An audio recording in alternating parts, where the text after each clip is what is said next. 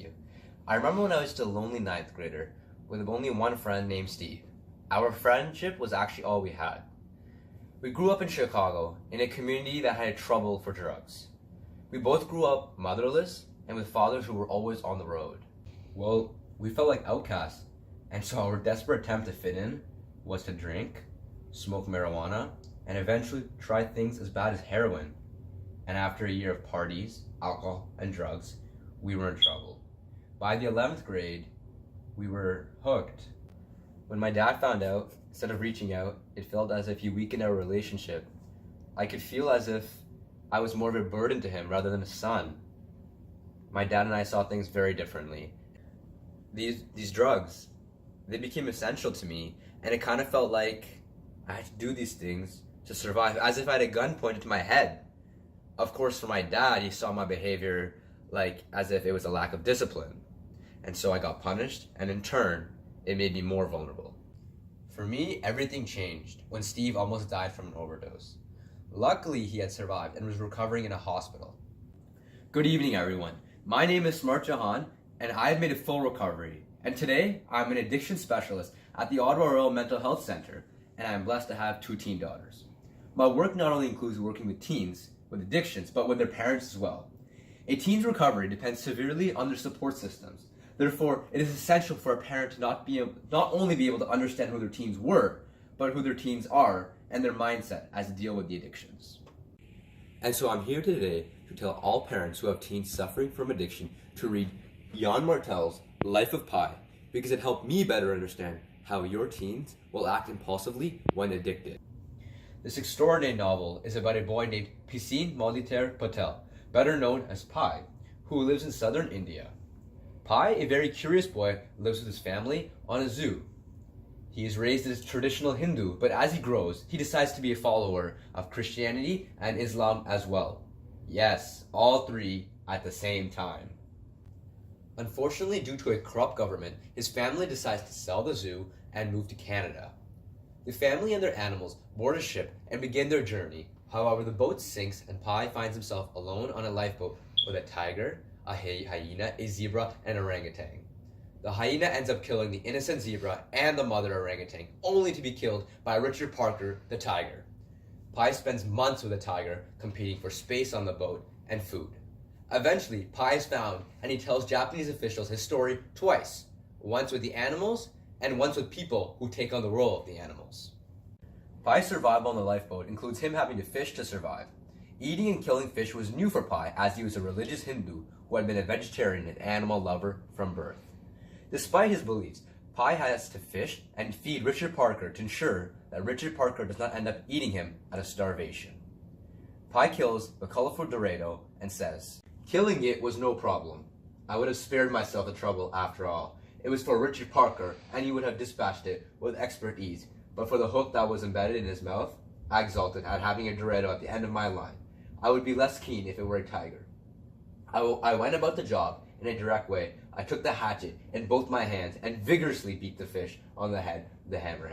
This quote showed me how when Pi is trying to hunt and eat to survive, he ends up forgetting all his Hindu beliefs of not killing any animal by actually vigorously or aggressively killing the fish, as if it was something he has done before. Usually one would think that someone who is religiously in love with animals would not be able to kill an animal so easily and so aggressively. However, in this situation, he has to satisfy his basic needs, and so his morals cannot stop him. Just like Pi, addicts' attempts for drugs are impulses committed to survive. According to the Mayo Clinic, the abuse results in the brain depending on the drug, and this dependence makes the body think that this drug is required to survive. This results in the brain having to act instinctively for the drug. With 1 out of 25 adolescents suffering from a substance disorder, teens will try hard to satisfy these impulses. Your teen's body is trying to survive, and it thinks that it needs that drug. It isn't a simple matter of lack of discipline. Later in the novel, Pi feels as if he must make sure that Richard Parker knows that he is not vulnerable and that he has his own territory on the lifeboat that Richard Parker cannot enter. Because of Pi being afraid that Richard Parker might attack him like he attacked the hyena, Pi tries to appeal to Richard Parker. When Pi and Richard Parker find an island, they spend their days searching for the island for food. But Richard Parker would always return to the boat at night because of the island's flora being carnivorous. He kept up his habit of returning to the lifeboat at the end of every day. I always made sure I was there before him, copiously marking my territory with urine so that he didn't forget who was who and what was whose. This quote showed me how Pi actually acts like a tiger simply to ensure his chances of survival. By urinating, he claims or marks his territory on the boat like an animal would. And so just like an animal, Pi only follows his instinctive urges and acts primitively. Normally, one would reason out that urinating on an object would be illogical and unaccepted by society. But Pi simply followed these impulses in an attempt to satisfy them. Your teen's addiction will force he or she to make many decisions for drugs that could seem not to have been thought of, kinda just like Pi, as if they were acting instinctively, sort of like an animal would. And this makes sense because our brain has a region known as the limbic region, and its purpose is its instinctive survival behaviors. Not only do humans, but all mammals have a limbic region. And teens with addictions are much more vulnerable.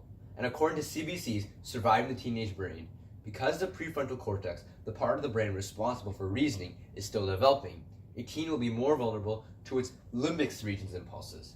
And so with an addiction, the teens themselves are being unconsciously urged to satisfy their desires for pleasure. And as these impulses have a limited filter system, these urges to obtain drugs overpower any source of reasoning.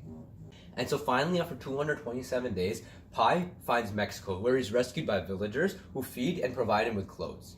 He's brought to a local hospital where he's greeted by two Japanese officials who are inquiring about the sinking of the ship. As the officials question him, Pi tells him that there's a story of survival where he witnessed a hyena kill a zebra and an orangutan, only to be killed by Richard Parker.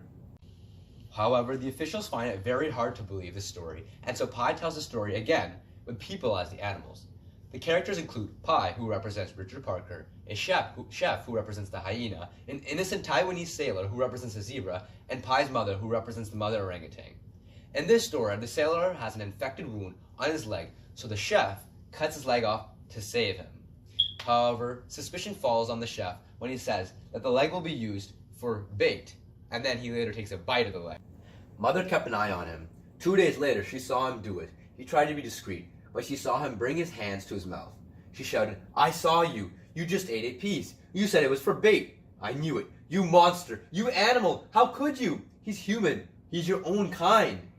If she had expected him to be mortified, to spit it out, and to break down and apologize, she was wrong. He kept chewing. In fact, he lifted his head up and quite openly put the rest of the strip in his mouth.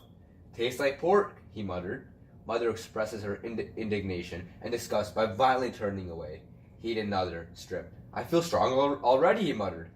He concentrated on his fishing. This quote showed me how the chef is able to compare the human flesh to a commonly eaten meat, pork, in an attempt to make it seem as if the cannibalistic idea isn't so bad or gruesome. The chef killed an innocent man without any problem because he's trying to survive. He needs to eat, and this desire was greater than the restraint of morals and societal expectations.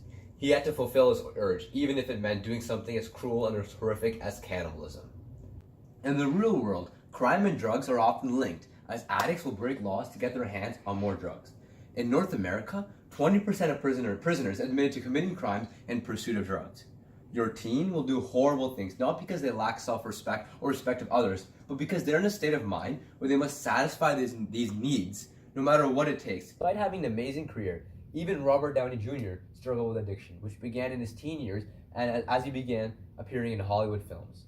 With his father already in the industry, Downey Jr. was exposed to drugs and alcohol as early as the age of 6.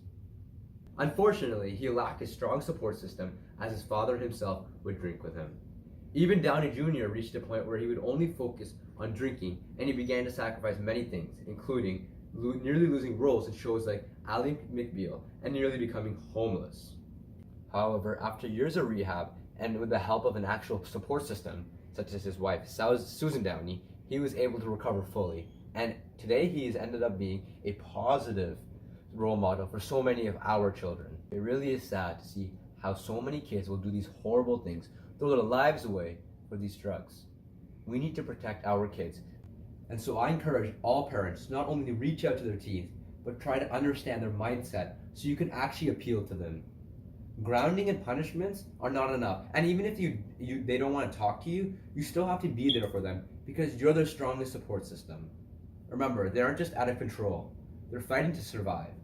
So spending time doing activities with them, caring for your own mental health as well, joining a support group, reducing stress in other areas of life, and practicing relaxation skills can mean a lot. And most importantly, remember, they're not bad kids. They're just in a bad place.